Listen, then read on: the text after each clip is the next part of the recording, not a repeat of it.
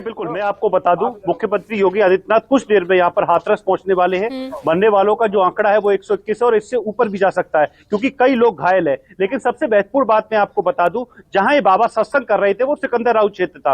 वहां से एटा भी 40 किलोमीटर दूर था, हाथरस भी 40 किलोमीटर दूर था और अलीगढ़ भी 40 किलोमीटर दूर था। 96 लोग वहां पर दब गए, उनको तुरंत जो उपचार नहीं मिल पाया जो मिलना चाहिए था। सीएचसी पर 96 बॉडी पहुंची, वहां पर इतने डॉक्टर अवेलेबल नहीं थे जो उनका इलाज करा सके। यहां देखिए शव लगातार आ रहे हैं, ये 38 शव यहां पर आए हैं जिसमें 5 अलीगढ़ के थे और अन्य जो थे वो हाथरस, एटा और अन्य जनपदों के थे। अब लगातार यहां से शव जो है वो भिजवाए जा रहे हैं, उनका पोस्टमार्टम किया जा रहा है। 38 शव आए थे, 37 की शिनाख्त हो चुकी है, एक शव जिसकी शिनाख्त नहीं हुई है। यहाँ पर पुलिस प्रशासन के तमाम लोग मौजूद थे। रात में जो मृतक थे उनके परिवारजन यहाँ पर काफी लोग मौजूद रहे जो अपने परिवारजनों को ढूंढने का प्रयास कर रहे थे। लेकिन अब सुबह से यहाँ पर देर रात यहाँ पे प्रशासन और पुलिस के वरिष्ठ अधिकारी मौके पर रहे, जिन्होंने यहाँ पर जो मृतक के परिजन आ रहे थे उनको समझाया और यहाँ पर जो अंदर की व्यवस्थाएं थी उसको तुरंत कराई, जिसका परिणाम यह है कि अभी सुबह होने तक सभी का पोस्टमार्टम हो चुका है। सिर्फ एक पोस्टमार्टम बचा है जिसकी शिनाख्त अभी नहीं हो चुकी है।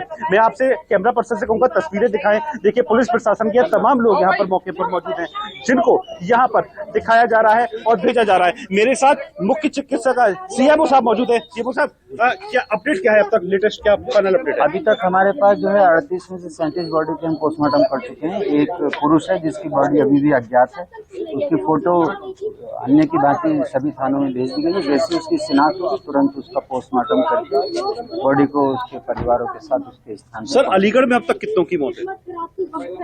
अलीगढ़ में जो अभी तक 6 तो मेरे यहाँ है, बाकी जनपदों से भी सूचना मिलेगी। अच्छा सर, क्या वहाँ जो आप वहाँ के कंट्रोल रूम से कोऑर्डिनेट पे बने हुए हैं, क्या वहाँ से अभी और भी जो मृतक है उनके आने की संभावना है? नहीं, कंट्रोल रूम से अब कोई मृतक आने की संभावना नहीं है। जो भी मृतक थे वो आपके आगरा, हाथरस, अलीगढ़ और एटा में जो है सभी भेज के। अलीगढ़ में सर कितने ऐसे घायल हैं जो क्रिटिकल कंडीशन में है? एक घायल है जो थोड़ा सा क्रिटिकल कंडीशन में, बाकी जो 11 घायल हैं वो।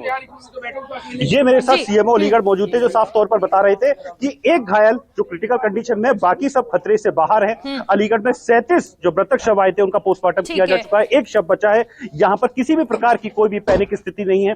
पुलिस प्रशासन के तमाम अधिकारी देर रात रंजीत ये तो जानकारी हो गई मेडिकल से जुड़ी हुई, लेकिन अब सवाल ये आता है कि ये हादसा पेश कैसे आया, वो भगदड़ वहां पर अचानक मची कैसे, और अगर मची तो इतने बड़े स्तर का अगर सत्संग वहां पर हो रहा था, सैकड़ों लोग वहां पर अगर मौजूद थे, तो फिर वहां पर एम्बुलेंस क्यों नहीं थी, मेडिकल फैसिलिटीज वहां पर क्यों नहीं थी, क्यों प्रशासन के नुमाइंदे वहां पर मौजूद नहीं थे, किसकी परमिशन से वो सत्संग हो रहा था?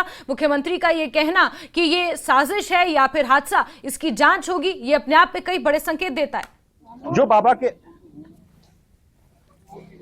बाबा के आयोजक थे उन्होंने वहां पर परमिशन के लिए मांग की थी, लेकिन वो परमिशन अवेलेबल पूरी तरीके से नहीं हुई थी। अब जो मुकदमा लिखा गया है वो बाबा के आयोजकों पे लिखा गया है। बाबा के लिए जांच के लिए टीम गठित कर दी गई है जो जांच करेगी। अभी बाबा मैनपुरी में अपने आश्रम में है, उनको हाउस अरेस्ट कर लिया गया है। वहां पर पुलिस फोर्स की जो तैनाती है वो बढ़ा दी गई है। जो उनके समर्थक हैं, जो उनके कार्यकर्ता हैं, वॉलंटियर्स हैं, वो वहां पर उनको रोके हुए हैं। वहां पर बाबा जो है अभी फिलहाल हाउस अरेस्ट है और जांच की जा रही है और जांच में जो भी निकल कर आएगा उसमें बाबा को तुरंत यहां से गिरफ्तार कर लिया जाएगा। फिलहाल जो बाबा के वॉलंटियर्स थे, जो आयोजक थे, वो अभी फरार हैं। जी रंजीत, साथ ही साथ ये जो हम तस्वीरें भी साथ ही साथ देख पा रहे हैं, यहाँ पर हजारों की संख्या में लोग पहुंचे हुए हैं, सैकड़ों की संख्या में माफ कीजिए यहाँ पर लोग नजर आ रहे हैं, भीड़ बहुत ज्यादा है। किस वजह से ये भगदड़ वहां पर मची और उसके बाद किस तरह का मंजर देखने को मिला, कैसे लोगों ने वहां से भागकर अपनी जान बचाई, क्या ये तस्वीरें भी या इस तरह की कोई जानकारी?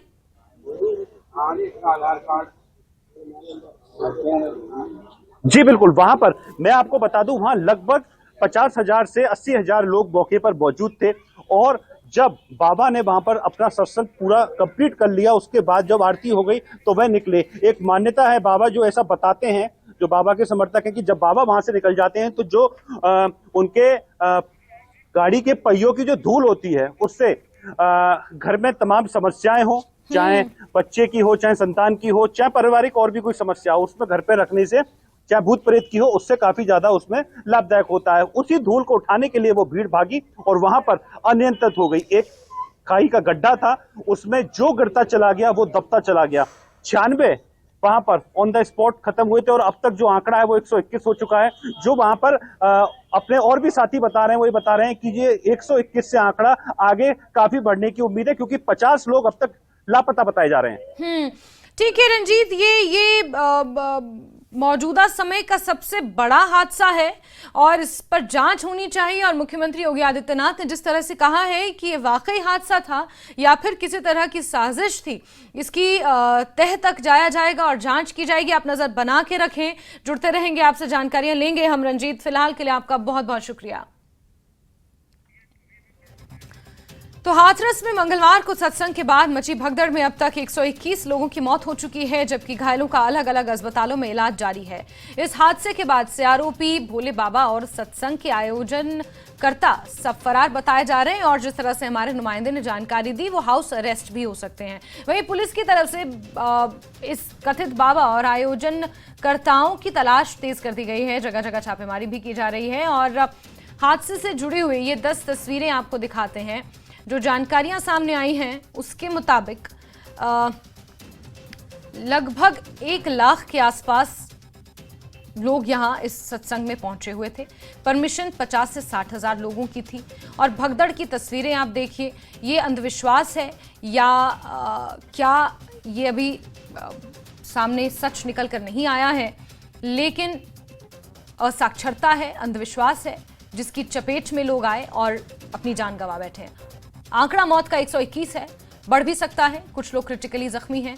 56 लोग लापता बताए जा रहे हैं क्योंकि एग्जिट पॉइंट के पास एक गड्ढा था, उस गड्ढे में लोग गिरते चले गए। लोगों का कोई अता पता नहीं है। कुछ बच्चे, महिलाएं सबसे ज्यादा, जिन लोगों की जान गई है उसमें महिलाओं का आंकड़ा सबसे ज्यादा है। तो 10 तस्वीरें आप इस हादसे की देख सकते हैं। इन तस्वीरों के जरिए समझ सकते हैं कि हाथरस में जो हादसा पेश आया है वो किस तरह से पेश आया। यहाँ पर सत्संग हो रहा था।